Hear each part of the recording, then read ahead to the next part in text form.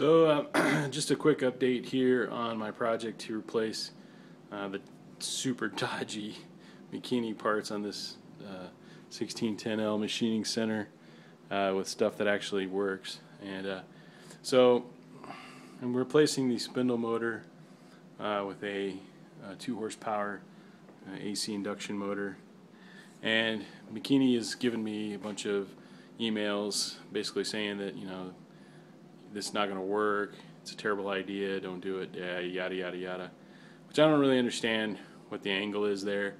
Like, if he honestly believes that his brushless linear DC motor that doesn't work is the one true way, and I'm making a mistake by not using his engineering solution, which is insane because it doesn't actually work. Or if this was all part of the business plan, is selling people new spindle drives every 4 weeks was part of the original business plan. I don't know what. But at any rate, I've got some emails from him I can share that are just odd. But so you can see I've added the gas springs. Those are in place. So let me kind of go around here to the side. You can see some aluminum brackets that I machined up to hold the gas springs to the head. Those are two 50-pound gas springs, and they're attached down below. I need to clean up the mess. There's a bit of a mess down there. But those are attached and they're working well. For the first time since I've owned the mill, the head doesn't drop to the table when I turn the power off, so that's kind of cool. One of the things was Mikini was saying I wouldn't be able to get this pulley off because it's a thermal fit and it's super tight, and you know, you have to have a special setup with a shield, and you have to heat the pulley, and you have to pull the pulley off of the shaft, and you know, all this kind of stuff, and basically reheat the pulley to install it and quench it and all this kind of stuff. But so I have this little pulley puller here, this gear puller, in my toolbox, and I thought, oh well, I'll give this a shot. And my plan was to heat the pulley with the MAP gas torch and pull the pulley off. So I was just fitting the pulley puller to the shaft, or to the pulley rather, by hand, and I had to show you this because it's too funny. So I start turning this, and it just by hand. I'm just doing this by hand. There's no wrench involved here or anything, and it's coming right off the shaft.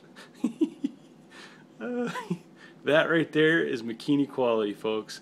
You're like, that just sums it up about better than anything I ever could say, really. So I just thought you guys would appreciate that. So this is not going to be a problem to get off, and yeah, it's pretty much consistent with the behavior of the rest of this thing as far as I can tell. And so I'm just going to take that and machine out the center for an actual thermal fit on, or I could machine it for QD bushing, which might even be a better idea.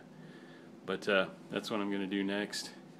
And yeah, I just find it highly amusing that I'll never get this off, according to Mikini. So pretty damn funny. It's actually about to come off. Actually, I suspect that's kind of dangerous too, that I could pull that off like that. I suspect that's actually dangerous, and I didn't do anything. I didn't put a wrench on there. I didn't put an impact wrench or even a regular hand wrench. That was completely by hand, so it came right off. And also, there's grease somehow. I don't know if that's from the bearings on the inside of the motor, but there's grease all over the shaft. You can see that. So yeah, another fine Mikini production here. I really just don't even know what to say. It's beyond ridiculous, but whatever. It is what it is. I'm gonna fix it, and that's the only real option.